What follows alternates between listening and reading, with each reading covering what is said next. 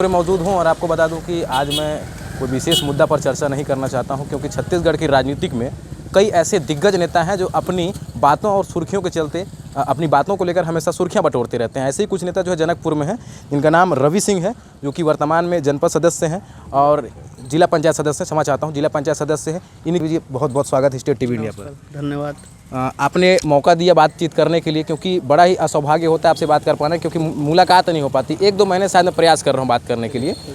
सबसे पहला सवाल मेरा ये रहे कि अपना परिचय बताइए, क्या कुछ नाम हुआ, कहाँ से हैं आप, क्या कुछ कहना चाहते हैं? देखिए, मैं रविशंकर मेरा नाम है और मैं जिला पंचायत का सदस्य हूँ और मेरा निवास भरतपुर कन्नौज गांव में है और मैं मूलतः किसान हूँ। आपकी एक बड़ी, कहा जाए तो असमंजस करने वाली बात हमारे सामने आई थी, जिसमें जो है आप कहते नज़र आ रहे थे कि एक दिन ऐसा घटना हुआ, शायद किसी के चलते, किसी को देख के, जिसके बाद आप जो है अपने अंग से चरण पादुका पृथक कर दिए हैं। तो इसके पीछे का राज सबसे बड़ा है। जी, देखिए क्या है, ये जो भरतपुर सोनहत विधानसभा है, ये पूर्णतः दूरांचल वनांचल आदिवासी बहुल्य क्षेत्र है और लोग अभावग्रस्त जीवन जीने के लिए मजबूर हैं। विगत 14 साल पहले मैंने एक व्यक्ति को देखा, वो दोपहरी में तपती धूप में चल रहा था, पाँव में छाले पड़ गए थे और वो पैदल चलने के लिए मजबूर था, प्यासा था। उसी समय मैं उसको अपना चरण पादुका दे दिया और जब गांव में देखा तो बद से बदतर स्थिति था। लोग अभावग्रस्त जीवन जीने के लिए मजबूर थे, वंचित समुदाय के लोग रहते थे। तो हमेशा के लिए अपने कहा जाए तो थोड़ा चलते चलते अगर बात करेंगे तो ज़्यादा मजा आने वाला है, क्योंकि यहाँ के जो विकास की गाथा है मैं देखा हूँ, कम बह पाया है। कहीं पे विकास पहुँचा है, कहीं विकास नहीं पहुँच पाया। तो क्या विकास भी अगर साथ साथ में दिख जाए तो आपका भी नाम विकास हो जाएगा। तो यही मैं जानना चाह रहा था कि जो चरण पादुका अपने अंग से जो आप पृथक कर दिया हमेशा के लिए, क्यों करना पड़ा है? देखिए क्या है, एक एहसास होता है, व्यक्ति जब सुख सुविधा में रहता है तो सब भूल जाता है। मैं चरण पादुका त्यागने का मतलब ये था कि जब मेरे को कांटा लगे, जब मेरे पैर में ठेस पहुँचे, जब ठंड में मेरा ठंड से गले या बरसात में कंदरी खाए या दोपहरी में छाला पड़े, मुझे भी एहसास होता है कि मेरे जैसे हज़ारों हजार लोग हैं जो अभी ऐसे जीवन जीने के लिए मजबूर हैं। तब मुझे वो पल याद आता है और मैं फिर से काम में जुड़ जाता हूँ। राजनीतिक में आने की क्या एक तैयारी रही है? मतलब राजनीतिक में आप क्यों आए? किसी के धोखे से राजनीतिक में आ गए हैं, किसी ने धोखा दिया तब आप राजनीतिक में आ गए हैं? देखिए, बहुत दिन तक तो मैं समाज सेवी टाइप का था, किसी राजनीतिक में नहीं था और मैं काम करते रहा हूँ। और राजनीति एक ऐसा पक्ष है कि जो समाज के बदलाव में एक बेहतर दिशा कदम उठाया जा सकता है, जिसमें भारतीय जनता पार्टी राष्ट्र निर्माण की दिशा में काम करती है और एक राष्ट्र निर्माण के लिए बेहतरीन दिशा में काम करने वाली एक जन संगठन पार्टी है। और इसीलिए मैं राजनीति दल में आया हूँ और राजनीति के माध्यम से मैं गांव का विकास करने का। युवाओं के लिए कितना कुछ सोचते हैं आप? किस प्रकार का युवाओं का मतलब विकास करने के लिए सोचते हैं? देखिए, आज हमारे जो गांव हैं और गांव के जो लड़के लोग हैं, जो गांव के बेरोजगार लोग हैं, वो पलायन करते रहते हैं। हमारे जो लड़के हैं वो शहर की ओर भाग रहे हैं। कभी शहर के लोग गांव में नहीं आते हैं, जबकि गांव में ही सब कुछ है। भारत हमारा पूरा गांव का वो है। जब गांव में हमारा रोजगार पैदा होगी तो निश्चित गांव के जो लोग नौजवान हैं वो यहाँ पे रुकेंगे। मेरा मानना है कि गांव में पानी, जवानी और किसानी, ये तीनों को रहना ज़रूरी है। जब गांव में पानी होगी, खेती किसानी होगी, तो गांव के लड़के खेती किसानी करेंगे। जवानी का मतलब नौजवान रुकेंगे और किसानी जब रुकेगी तो गांव में उत्पादन होगी। तो जो गांव की पैसा आज शहर की ओर भाग रहा है, आज गांव की जो जितने भी मजदूरी से पैसा है या किसी व्यवसाय से पैसा है, गांव की पैसा पूरे शहर की ओर भाग रहा है। अगर शहर के पैसे गांव में आएगा तो हमारा गांव का दशा दिशा सुधरेगी। जी हाँ, एक और सवाल मेरा रहेगा, क्या इस बार के विधानसभा चुनाव में भारतीय जनता पार्टी आपको टिकट दे सकती है?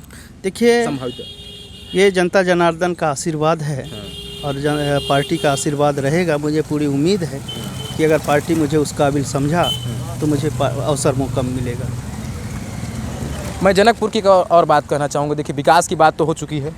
यहाँ देखा जाए तो जो लोग हैं वो पिछड़े में हैं, पिछड़ चुके हैं, मतलब शासन की योजनाओं से जो है उन तक नहीं पहुँच पा रही है। तो आप इनको योजनाओं को पहुँचाने के लिए कितना प्रयास कर रहे हैं देखिए, जनता तक? जब गांव की बात मुख्य जगह पर पहुंचता है, जैसे हमारे विधानसभा में पहुंचा या रायपुर में पहुंचा या बड़े बड़े नेतृत्व के सामने पहुंचा, और जब गांव की बात जब उनके तक पहुंचता है तो निश्चित गांव की बदलाव की दिशा में काम होता है। गुलाब कमरो जी ने कभी विधानसभा में हमारे किसानों का, मजदूरों का और गांव के बारे में उन्होंने कभी नहीं कहा, इसलिए हमारा गांव पिछड़ा हुआ है। आज एक भी खेत नहीं है जो किसानों के खेत में पानी पहुँचे। किसानों का खेत में पानी पहुंचेगा तो किसान मजबूत होंगे, आर्थिक रूप से मजबूत होंगे। आज जो उनके बेटा खेती किसानी छोड़ करके जो बाहर भाग रहे हैं वो वापस आएंगे और खेती किसानी करेंगे। अच्छा, जिस तरीके से आपका जो रंग रूप है, ये एक अपन थैला कह सकते हैं इसको, तो ये रखने का मतलब क्या उद्देश्य है? क्यों इस तरीके का रंग रूप? मतलब मैं थोड़ा सा अपने सहयोगी से कहूँगा थोड़ा दिखाएं, एक बार थोड़ा इनका रंग रूप दिखा दें कि इस बैग है। इसको मैं शुरू से रखते रहा। एटीएम तो नहीं है ना? ये एटीएम नहीं है, इसमें मेरा डायरी भी रहता है, इसमें मेरा झोला रहता है, ये मेरा पेन वगैरह है, इसमें सब डायरी वगैरह रहता है। और इसको मैं शुरू से रखता हूँ, मेरा एक आदत हो गया, स्वभाव हो गया, रखने का व्यवस्था है और मुझे अच्छा लगता है। मतलब किसी के भरोसे नहीं रहना है, अपने भरोसे अपना मतलब दस्तावेज अपने साथ लेके चलना है। साथ में रखता हूँ और ठीक रहता है, व्यवस्थित रहता है। और कुछ अगर आपका मन हो कुछ कहने के लिए, स्टेट टीवी इंडिया की जितने भी जनता देख रही है, अगर कुछ कहने का मन हो, उनसे क्या अपील करना चाहेंगे आप? देखिए, गांव को अगर समग्र विकास की दिशा में ले जाना है, गांव को आत्मनिर्भर की दिशा में ले जाना है, गांव के बेरोजगारों को रोजगार देना है, गांव को सही विकास की दिशा में देना है, तो गांव में रहना पड़ेगा, गांव में रुकना पड़ेगा, गांव की समस्याओं को समझना पड़ेगा और जहां से उसकी समाधान होती है वहां तक पहुंचना पड़ेगा। जैसे मैं पहले भी कहा हूं कि गांव में पानी, किसानी और जवानी, ये तीनों अगर गांव में रुक जाएं तो हमारी गांव में उत्पादन बढ़ेगी तो गांव में पैसा आएगा, तो हमारे जो बेरोजगार लोग जो भटक रहे हैं वो गांव का अच्छा स्थिति आ जाएगा। अच्छा, देखिए 5 साल पूरे होने को है कांग्रेस सरकार को और चुनाव मेरे ख्याल से नज़दीक हो चुका है और आचार संहिता का समय भी आने वाला है। और ऐसे में अगर वर्तमान सरकार की बात करें, सम्माननीय या कह सकता हूँ, या फिर क्योंकि अभी विधायक इसलिए सम्माननीय कह रहा हूँ, बाद में भी अपन कहेंगे, गुलाब कमरो जी ने जनकपुर भरतपुर का कितना विकास किया है आपकी नज़रों से अगर हम बात करें तो? देखिए, ये किसी से छुपा हुआ नहीं है। गांव में जा कर के देखेंगे तो सिर्फ भूमि पूजन और कोई भी काम नहीं हुआ है। कहीं पे 2-4 काम भी आया है, जैसे स्वाभाविक काम होते हैं, वो बड़े बड़े लोगों के चुंगल में फंसी हुई है वो काम, ग्राम पंचायतों को नहीं मिला है, वो उन्हीं के लोग ठेकेदारी कर रहे हैं। विकास हुई है लेकिन उन्हीं के लोगों का मतलब कहा जाए तो कि कांग्रेस सरकार में जो है लोगों को केवल ठगने का काम किया। ये जो हमारे क्षेत्र में जो सफ़ेद हीरा रूपी रेत है, इन्होंने उत्तर प्रदेश, मध्य प्रदेश में पूरे 5 साल बेचा है और वहाँ से करोड़ों कमाए हैं, उनके लोग करोड़ों कमाए हैं और वो उन्होंने सिर्फ अपना विकास किया है, गांव के लोगों का विकास नहीं किया है। अभी ये जनकपुर, ये आदर्श ग्राम है। ये आदर्श ग्राम को आप देख रहे हैं, ये विधायक आदर्श ग्राम है। आगे भी बोर्ड लगा है, चारों तरफ बोर्ड लगी हुई है, लेकिन यहाँ की दशा दुर्दशा के बारे में आप देख सकते हैं कि ये स्थिति है। इससे जब विधायक आदर्श ग्राम की ये स्थिति हो सकती है तो अन्य गांव की क्या स्थिति होगी आप खुद समझ सकते हैं। अच्छा, जनता कह रही है और भारतीय जनता पार्टी भी कहती है कि जो है कांग्रेस सरकार ने लोगों के साथ केवल छलावा किया है, छलावा के अलावा और भी कुछ नहीं किया, क्योंकि पीएससी घोटाले के बाद जो है जिस तरीके से जनता रूठ रही है, कहीं ना कहीं जो है अपने केवल संबंधितों को, अपने केवल जो परिचित हैं उनको केवल वहाँ पे जो है लिस्ट में नाम आया है।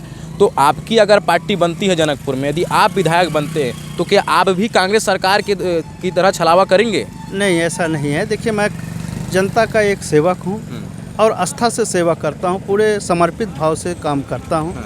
जनता मेरे देवतुल्य हैं, भगवान हैं, मैं उनके साथ कभी भी छलावा करने के लिए सोच भी नहीं सकता। जो है मैं पूरे मन से और पूरे समय पे मैं काम करूँगा। मैं गांव में ही रुकूंगा, उन्हीं के बीच में रुका करूंगा। मैं कभी रेस्ट हाउस में नहीं रुका करूंगा, जैसे विधायक 24 घंटा वहीं पड़े रहते हैं। हम पूरा गांव में रहेंगे, 24 घंटा उन्हीं के साथ में रहेंगे, उनके साथ मिलकर के लेकिन मैं यहाँ पे रुकना चाहूँगा रवि जी। जनता ये भी कहती है कि विधायक बनने से पहले जो है जो तमाम जो नेता हैं वो वादे काफ़ी करते हैं, मतलब कहने को तो बात काफ़ी कह जाते हैं, लेकिन जब जीत जाते हैं, सत्ता पे जब बैठ जाते हैं तो अपने वादों पर जो है खर्रा कभी नहीं उतर पाए हैं आज तक। तो आप क्या अपने दावों पर खर्रा उतर पाएंगे? देखिए, मैं जनता के सामने संकल्पित व्यक्ति हूँ और इसीलिए मैं नंगे पैर रहता हूँ ताकि उनकी कष्ट को मुझे एहसास हो। मेरे पैर में भी कांटा लगे, मेरे पैर में भी गुखरू बने, मुझे भी ठेस लगे और ये मुझे एहसास दिलाती है। तो क्या विधायक बनने के बाद भी आप नंगे पैर चलेंगे? मैं हमेशा नंगे पैर चलूँगा जब तक मेरा गांव आत्मनिर्भर नहीं होगी, मेरे क्षेत्र का पूरा भरतपुर सोनहत विधानसभा आत्मनिर्भर नहीं होगी, रोजगार युक्त नहीं होगी, किसानों के खेत में पानी नहीं पहुँचेगा। जब तक वो आत्मनिर्भर नहीं होगी तो मैं ऐसे ही रहूँगा। मतलब एकदम दृढ़ संकल्प कहा जाए तो ले लिए? संकल्प के साथ में और त्याग कर जीवन जीऊँगा, मैं यही बोलना चाहता हूँ। और घर की अगर बात करें तो घर में कैसी व्यवस्थाएं हैं राजनीतिक? मेरे पिताजी किसान हैं और मजदूरी भी करते थे, किसानी भी करते थे और हम लोग घर में 5 लोग हैं। मेरी एक बेटी है और मेरी मिसेज है और माता पिता हैं। घर की स्थिति ठीक है। चुनाव में अगर मान लीजिए आपको टिकट मिलता है तो जनता के बीच में किन किन मुद्दों को लेकर आप जाएंगे? देखिए, गांव अभावग्रस्त जीवन जीने के लिए मजबूर है, मूलभूत आवश्यकताओं से वंचित है और उन्हीं सब मुद्दाओं को लेकर के रखेंगे। और जो यहाँ के जो क्षेत्रीय विधायक है, लोगों के साथ में सिर्फ छलावा किया है, लोगों का हित नहीं किया है, वो चंद लोगों का विधायक बन करके रह गया है। जो उनके आगे पीछे घूमने वाले लोग हैं उन्हीं का मतलब कहा जाए तो चाटुकारिता कर रहे हैं वो लोग केवल।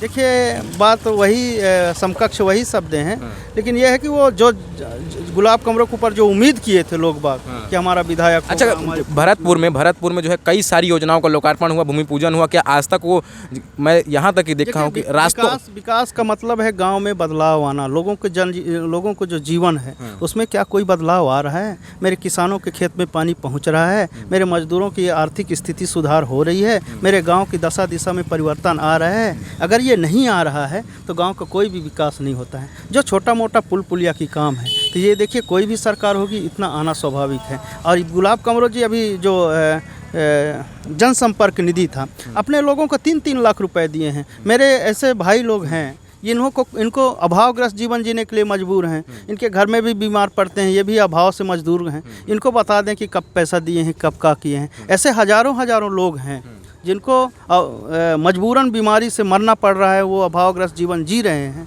लेकिन उनको तो कभी नहीं दिया। लेकिन जो करोड़पति अरबपति ठेकेदार हैं, उनको 3-3 लाख रुपया अगर अपने निधि से आप लोग दे रहे हैं तो कैसे आप जनहितैषी? अंतिम और आखिरी सवाल शायद तक हो सकता है, आगे कहीं अगर कोई बात ना खुले तो मैं ये पूछना चाहता हूँ कि कांग्रेस सरकार ने जो है अपने हाथों में गंगा जल रखकर जो है कसम खाया था कि अगर हमारी पार्टी बनती है, अगर सरकार बनती है छत्तीसगढ़ में, हम शराबबंदी करेंगे। बुरा मत मानिएगा, आपके समक्ष में ये सवाल रहेगा, शराबबंदी करेंगे तो शराब को लेकर आप क्या कुछ कहना चाहेंगे? देखिए, कांग्रेस सरकार ने बहुत सारे वादाएँ की थी गंगा जल के रख करके, और इसी आधार पर छत्तीसगढ़ के लोगों ने विश्वास किया था। लेकिन उन्होंने न बुजुर्ग लोगों को पेंशन दे पाया है 1500 रुपये, न बेरोजगार लोगों को रोजगार दे पाया है। यहाँ तक कि बेरोजगारी भत्ता की जो बात कही थी उसको भी नहीं दे पाए हैं। 2 साल पुराना पंजीयन मांगता है। आप बताइए, 2-2.5 साल पहले तो कोरोना से लॉकडाउन था, उस समय बेरोजगार लोग कैसे पंजीयन कराते? आज बता रहे हो कि पंजीयन ले आओ 2 साल पहले का, तो कैसे पंजीयन करेंगे? इसलिए बेरोजगारी भत्ता भी नहीं दे रहे हैं। मेरी मितानिन बहनों का जो रेडी टू ईट में रोजगार लगा था उसको भी छीन लिया गया है। एक भी भर्तियाँ अपने पूरे एक और आपके लिए एक और सवाल आपके लिए, नाराज मत होइएगा, शराब पीते हैं क्या आप? मैं कभी नहीं पिया शराब जी की, मैं अपने जीवन मैं इसलिए इनसे पूछा क्योंकि जो है भारतीय जनता पार्टी जो है आज तक घूम गया तो आप जितनी भी काम किए हैं, लोग कहते हैं कि अच्छा काम किया। 15 सालों में जो है सत्ता शासन रहा है, अच्छा काम किया है। लेकिन कांग्रेस सरकार आने के बाद जो है कहीं ना कहीं जनता उनसे रूठती हुई नज़र आ रही है। और ऐसे में देखा जा सकता है कि इस बार का विधानसभा चुनाव काफ़ी कहा जाए तो रोमांचक होने वाला है, दिलचस्प होने वाला है। और सरगुजा संभाग का जो चुनाव है वो काफ़ी अहम माना जाता है। कैमरा पर्सन तीरथ के साथ Dinesh Kashi, state TV India, Janakpur, Chhattisgarh.